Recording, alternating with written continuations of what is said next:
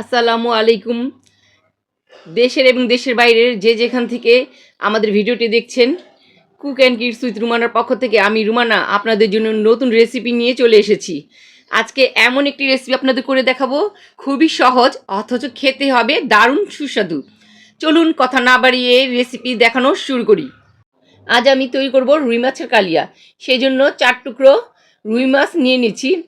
দিয়ে দিচ্ছি 1 চা চামচ মরিচের গুঁড়া, 1 চা চামচ হলুদের গুঁড়া, আর সামান্য লবণ দিয়ে দিলাম। লবণ, মরিচ, হলুদ দিয়ে মাছগুলোকে এখন ভালোভাবে মেখে নিব। দুই সাইডই আমি ভালোভাবে মেখে নিলাম। ফ্রাই প্যানে তেল দিয়ে দিয়েছি। তেল গরম হয়ে গেলে একে একে মাছগুলো ছেড়ে দিচ্ছি। মাছগুলোকে এখন আমি ভালোভাবে ভেজে নিব। দুই সাইড যেন সমানভাবে ভাজা হয় তেমনভাবেই ভাজতে হবে, না হলে কিন্তু তরকারির কালারটা সুন্দর আসবে না। আমার মাছগুলো কিন্তু ভাজা হয়ে গেছে। এখন আমি এই ফ্রাই প্যানের মধ্যেই পরিমাণ মতো তেল দিয়ে দিচ্ছি।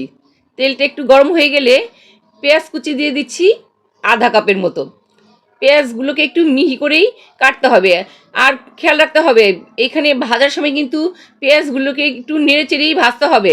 দিয়ে আমি সরে গেলাম তা কিন্তু হবে না, নেড়েচেড়েই ভাজতে হবে যেন সব দিকেই সমানভাবে পেঁয়াজটা ভাজা হয়। একদিকে বেশি কালার আসা যাবে না।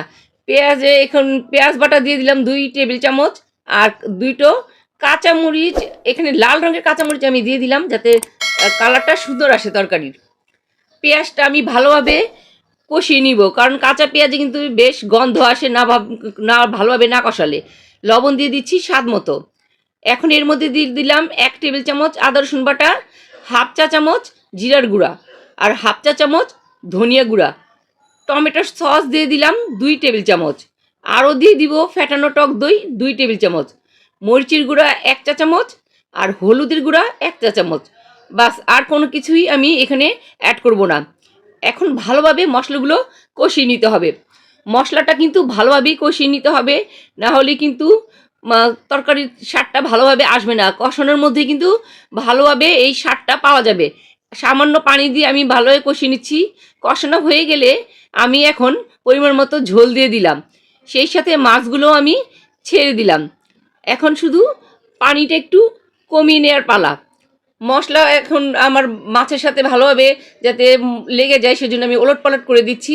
দেখুন, কথা বলতে বলতে কিন্তু আমার ঝোলটা কিন্তু একদম গাঢ় হয়ে এসেছে, একেবারে শুকিয়ে নেওয়া যাবে না। দেখলেন তো কত ঝটপট তৈরি করে নিলাম রুই মাছের কালিয়া। স্পেশাল দিনগুলোতে কিন্তু আপনারা এই সহজ আইটেমটি রাখতে পারেন। আমাদের আজকের এই রেসিপিটি যদি ভালো লাগে তাহলে সাবস্ক্রাইব, লাইক, কমেন্ট, শেয়ার করতে ভুলবেন না। এমন মজার মজার রেসিপি পেতে আমাদের পাশেই থাকুন। আবার নতুন রেসিপি নিয়ে হাজির হব আপনাদের পাশে। আজ এ পর্যন্তই। আল্লাহ হাফেজ। বন্ধুরা, আপনাদের জন্য কিন্তু আরও মাছের 2টি রেসিপি আছে, দেখে নেবেন সময় করে।